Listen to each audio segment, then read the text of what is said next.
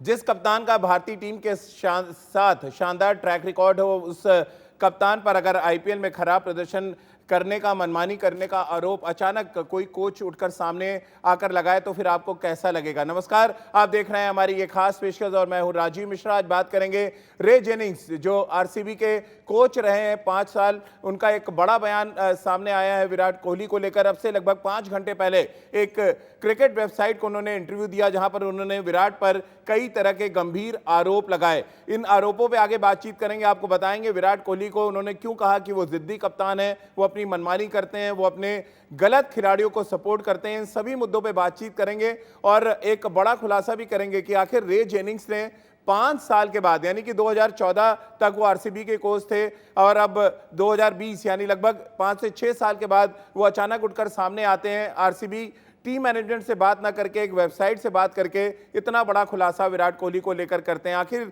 इसके पीछे की मंशा क्या है, यह जानने की कोशिश करेंगे। आज विराट कोहली के कोच राजकुमार शर्मा जी हमारे साथ होंगे, अयाज मेमन मुंबई से हमारे साथ जुड़ेंगे और साथ ही रितेंद्र सोडी अब से कुछ ही देर बाद हमारे साथ होंगे। इनसे हम चर्चा शुरू करें उससे पहले एक रिपोर्ट आपको दिखाते हैं। ये रिपोर्ट देखकर आप थोड़े हैरान भी होंगे और थोड़े परेशान भी होंगे, क्योंकि आईपीएल शुरू होने में चंद घंटे रह गए हैं और इस आईपीएल सीजन 20 से ठीक पहले आरसीबी के पूर्व कोच, अभी के रेगुलर कैप्टन यानी कि अभी आरसीबी के कप्तान विराट कोहली पर एक गंभीर आरोप लगाते हैं और उनका यह कहना है कि विराट अपनी कप्तानी के दौरान मनमानी किया करते थे। शायद रे जेनिंग्स भूल गए कि विराट कोहली की कप्तानी में आरसीबी फाइनल खेली है आईपीएल का, और फाइनल ना जीत पाना अलग बात है। और अगर हम ट्रैक रिकॉर्ड की बात करें विराट कोहली की कप्तानी की, तो वो भी आपको ठीक ठाक सा नजर आएगा। इस पर आपको डिटेल में पूरे विराट कोहली के कप्तानी के रिकॉर्ड दिखाएंगे। आरसीबी के लिए बाकी कप्तानों ने क्या कुछ किया है वो रिकॉर्ड भी आपको दिखाएंगे। लेकिन चर्चा की शुरुआत आज इसी मुद्दे से कर लेते हैं कि विराट पर मनमानी करने का और गलत खिलाड़ियों को बैक करने का आरोप लगाया है रे जेनिंग्स ने, जो 5 साल तक आरसीबी के कोच थे। अयाज सर, चर्चा की शुरुआत मैं आपसे इसलिए करूंगा क्योंकि राजकुमार सर से अगर पूछूंगा तो लोग कहेंगे कि ये बायस्ड तरीके का जवाब मिल सकता है वहां से। कैसे आप देखते हैं रे जेनिंग्स, एक अगर हम कोचिंग की दुनिया की बात करें तो जाने माने नाम है, और सडनली 5 साल 6 साल के बाद आके विराट पे एलिगेशन लगाना, वो भी टूर्नामेंट से ठीक पहले, किस तरह से आप देखते हैं इसको? बात समझ में नहीं आई। एक तो ये है कि मैं रे जेनिंग्स से काफी बार मिल चुका हूँ आईपीएल के दौरान ही, कभी मैं जब साउथ अफ्रीका गया था तब भी। तो वैसे तो वो काफी हंसमुख, बड़े यानी अग्रेसिव, आक्रामक इंसान है, खेले भी अच्छा खासा आक्रामक अंदाज से, लेकिन हंसमुख इंसान है और बहुत अच्छे कोच माने जाते हैं। तो एक तो बात ये समझ में नहीं आ रही है कि किस अंदाज में, किस विषय, किस कॉन्टेक्स्ट में उन्होंने ये सब कहा है। क्या ये बताने के लिए कि विराट कोहली जब नए नए कैप्टन बने थे तो फिर वो उनका एक अप्रोच अलग था और वो जो चाहते थे वो करना चाहते थे और उनको इनकरेज किया गया शायद फ्रेंचाइज के ओनर से, या वो ये कहना चाहते हैं कि विराट कोहली की वजह से अब तक आरसीबी जीत नहीं पाई है टाइटल। तो ये एक बहुत भारी एलिगेशन बन जाता है, क्योंकि अगर ये आप कहना चाहते हैं तो फिर वो निशाना जेनिंग्स की तरफ भी जाता है, क्योंकि एज अ कोच उनका फर्ज बनता था कि एज ए यंग प्लेयर, जब विराट जो थे 23-24 साल के थे और कैप्टनसी कर रहे थे, तो उनको समझाने का, फ्रेंचाइज के साथ बात करने का, ओनर्स के साथ, और किस तरह से उनको एक हिदायत देने का कि किस तरह से आप जीत सकते हैं। और 6 साल बाद अगर आप कंप्लेंट करते हैं तो मुझे कुछ बात समझ में नहीं है। बिल्कुल। और Rajkumar ji, as a coach कैसे आप देखते हैं, वाकई क्या विराट मनमानी करते थे? आप भी उनके कोच रहे और आप तो शायद रे जेनिंग्स से ज़्यादा उनको जानते भी हैं। रे जेनिंग्स ने सिर्फ, अगर हम देखें तो 11, 12, 13, 14, 4 साल विराट के साथ काम किया, लेकिन आप तो उनको बचपन से उनके साथ काम करते हैं। 2 बड़ी इंपॉर्टेंट बातें उन्होंने कही हैं, एक तो मनमानी करते थे, दूसरा कि गलत खिलाड़ियों को सपोर्ट करते थे। ये एक बहुत बड़ा एलिगेशन है जो रे जेनिंग्स ने लगाया है विराट पे। राजकुमार जी,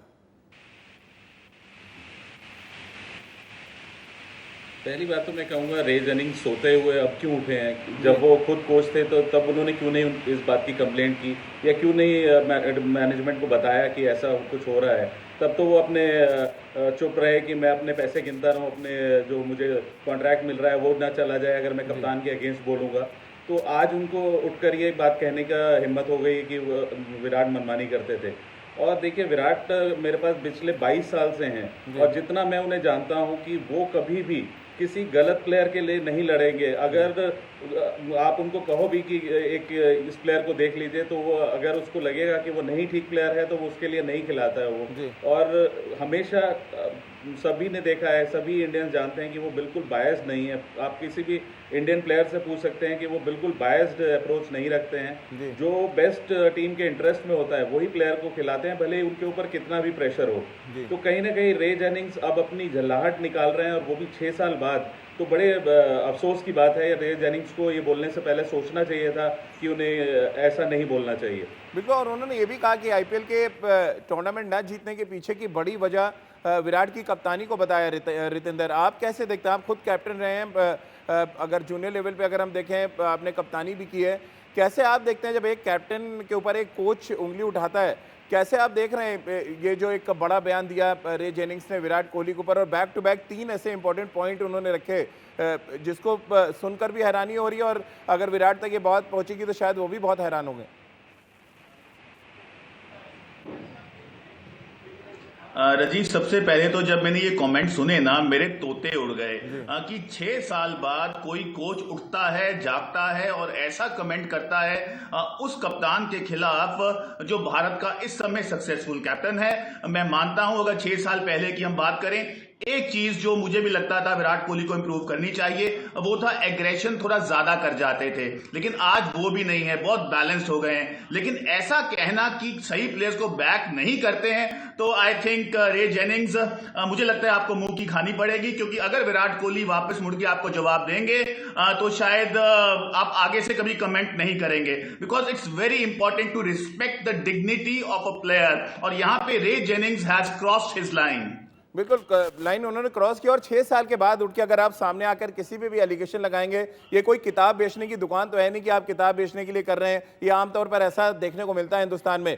आपको दिखाते हैं जरा कि आईपीएल में कैसा रिकॉर्ड है विराट कोहली का, और इंडियन टीम के लिए जब वो कप्तानी करते हैं तो उनका रिकॉर्ड कैसे होता है। ये आंकड़ों के जरिए आपको समझाने की हम जरा यहाँ पे कोशिश कर रहे हैं, और आपको ग्राफिक्स के जरिए जरा दिखाते हैं कि इंडियन टीम के लिए उनका जो T20 फॉर्मेट में विनिंग परसेंटेज है वो 65 के ऊपर का है। और वहीं दूसरी तरफ अगर हम देखें आईपीएल के मैचेस में तो 47% का उनका विनिंग परसेंटेज है। और राजकुमार जी, यहाँ पर सवाल ये खड़ा होता है कि मनमानी और खिलाड़ियों को फेवर करना, ये दूसरे तरीके से भी आप देख सकते हैं। कोई खिलाड़ी आपको पसंद हो सकता है, एज ए कैप्टन कोई खिलाड़ी मुझे पसंद हो सकता है। जरूरी नहीं कि आप जो सोच रहे हो विराट कुछ वैसे ही सोचते हुए चलें। विराट की भी अपनी पसंद हो सकती है, अपनी एक प्लानिंग हो सकती है।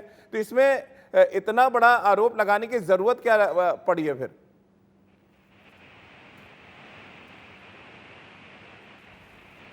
देखिए राजीव, जब भी टीम आप 11 बनाते हैं तो कोच और कप्तान मिलकर कंसल्ट करते हैं, वाइस कैप्टन भी साथ में होते हैं, और सबका यही मोटिव होता है कि बेस्ट 11 खिलाई जाए। आप राजकुमार जी, आप राजकुमार जी पर रहे हैं विराट के कोच, कभी विराट ने आपके साथ जूनियर लेवल पे जब वो आपके साथ थे, कभी जिद की उन्होंने कि आप ये इस पर्टिकुलर खिलाड़ी को मुझे दें, जो बात रे जेनिंग्स कह रहे हैं?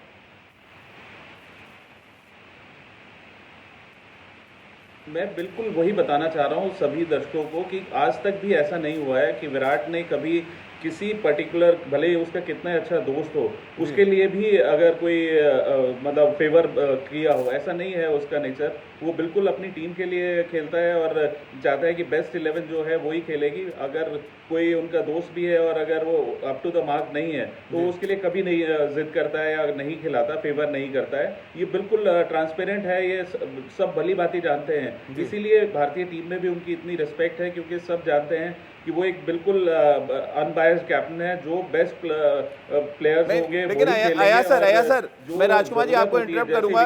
गलत, यहाँ पर गलत खिलाड़ी को सपोर्ट करने का मतलब क्या निकाला जाए? क्या कहना चाहते हैं रे जेनिंग्स? उन्होंने इस बात पे आगे खुलासा नहीं किया है।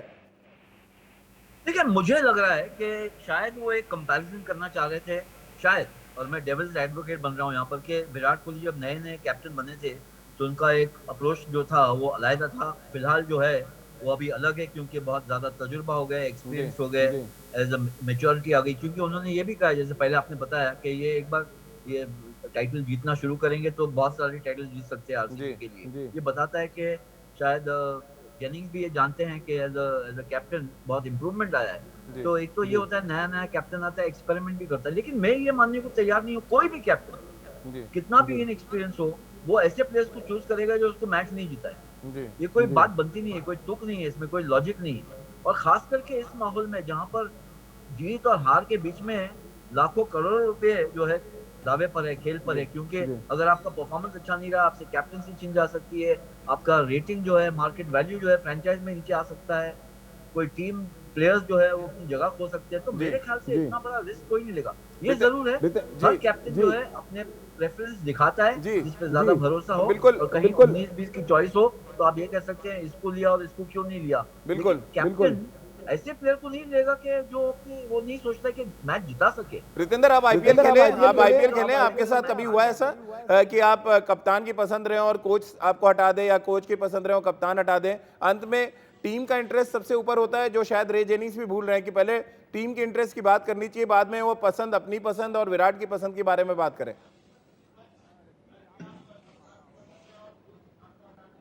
राजीव, यहाँ पे हमें ये मानना होगा और कहीं ना कहीं एक्सेप्ट करना होगा, जब कप्तानी का ताज आपके सिर पे होता है, आपने कैप्टन्स कैप डाली होती है, आप चाहें भी ना तो भी आप रॉन्ग प्लेयर्स को बैक नहीं कर सकते हैं, क्योंकि कहीं ना कहीं आपका टीम का इंटरेस्ट और आपकी जीत, और आप जानते हैं अगर आप जीतेंगे तो आप कप्तान बने रहेंगे। तो यहाँ पे ये कहना backing the wrong players, I think this is awful, disgusting, horrendous, obnoxious. कहीं ना कहीं इन लफ्जों को वापस लेना होगा रे जेनिंग्स को। और मुझे ऐसा लग रहा है अगर विराट कोहली ये सब सुन रहे होंगे, ये कमेंट्स उनके पास पहुंचे होंगे, तो ये ट्रिगर पॉइंट हो सकता है और कहीं ना कहीं विराट कोहली की परफॉर्मेंस एक अलग तरीके की नजर आएगी इस साल आईपीएल में, क्योंकि जब आप चैंपियन से छेड़छाड़ करते हैं तो चैंपियन अलग रूप धारण करता है और एक चैंपियन तरीके से खेलता है। राजकुमार जी, क्या आप आरसीबी टीम मैनेजमेंट से बात करेंगे और उनसे ये जानने की कोशिश करेंगे कि क्या विराट ऐसा करते थे, और नहीं है तो क्या आरसीबी टीम मैनेजमेंट रे जेनिंग्स के खिलाफ कोई कार्रवाई करेगी आने वाले टाइम में? आप बात करेंगे आरसीबी टीम मैनेजमेंट से, आरसीबी फ्रेंचाइजी से?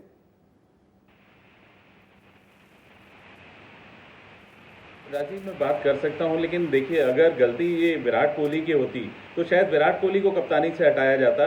रे जेनिंग्स को क्यों कोचिंग से हटा दिया गया? अगर वो इतने अच्छे ही कोच थे या इतना अच्छा उनकी स्ट्रेटेजी थी तो why he is not there in any teams now? उनको हटाया गया, इसका मतलब गलती कहीं ना कहीं उनके पार्ट पर थी। तो ये तो उन्हें सेल्फ रियलाइजेशन होना चाहिए। अब वो 6 साल बाद उठ के कह रहे हैं कि ऐसा होता था वैसा होता था, तब क्यों नहीं गट्स थे उन्हें कन्फ्रंट करने के या कप्तान को बताने के, नहीं भाई ये प्लेयर ठीक नहीं है, आप इसको खिलाइए? तब तो आप चुपचाप बैठे रहते हैं, गुटी गुटी बने रहते हैं, अपने कॉन्ट्रैक्ट के पैसे गिनते रहते हैं, और अब 6 साल बाद आप उठ के कहते हैं कि कप्तान मनमानी कर रहा था। तो आई think this is very silly of him. बिल्कुल, और ऐसा लग रहा है कि रे जेनिंग्स या तो कोई किताब लिखने वाले हैं या कुछ ऐसा चाह रहे हैं कि हिंदुस्तान में थोड़े लाइमलाइट में है।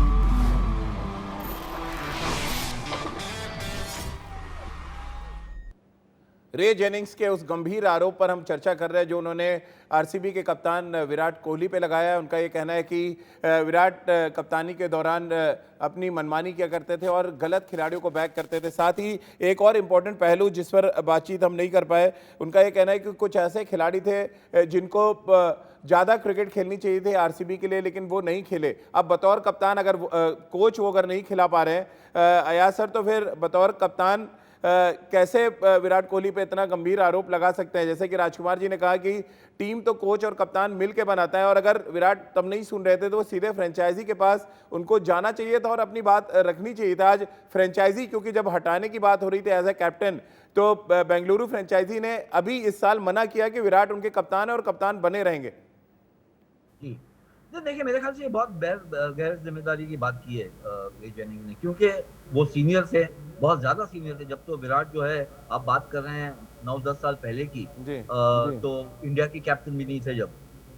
और अगर ऐसा रे जेनिंग्स ने सोचा था कि कुछ प्लेयर्स ऐसे थे जो जिता सकते थे टीम को, तो उनका फर्ज बनता था कि मैनेजमेंट से बताएं कि ऐसा ऐसा हो रहा है। इसमें कोई बुरी बात नहीं है अगर कैप्टन से अनबन होती है टैक्टिक्स में, तो आप जाके मैनेजमेंट से बात कर सकते हैं। मेरा मानना ये है कि कहीं ना कहीं रे जेनिंग्स को शायद ये अब लग रहा है, क्योंकि उनका दौर तो निकल गया कि मैंने ऐसा मैं कुछ कर सकता था कि मैं भी टाइटल जीत सकता था, लेकिन वैसा हुआ नहीं। अब मेरे ख्याल से 6 साल बाद इन बातों पर रोना बेफिजूल की बातें हैं, क्योंकि जैसा मैंने कहा कि कोई कैप्टन नहीं है जो ऐसा सोचेगा कि मेरी टीम हारे, मैं ऐसे प्लेयर्स चूज करूं। लेकिन अयाज सर, राजकुमार जी से मैं फाइनल आंसर लूंगा, लेकिन विराट उन कप्तानों में तो है। राजकुमार जी, बहुत लाइटर नोट पे आपसे पूछ रहा हूं कि कुछ कोचेस से तो वाकई उनकी नहीं बनती। अनिल कुंबले के साथ एग्जांपल है, अब रे जेनिंग्स सामने आ गए, यानी कि 2 कोचेस ऐसे हैं कम से कम जिनसे विराट की नहीं बनी है प्लेइंग डेज में।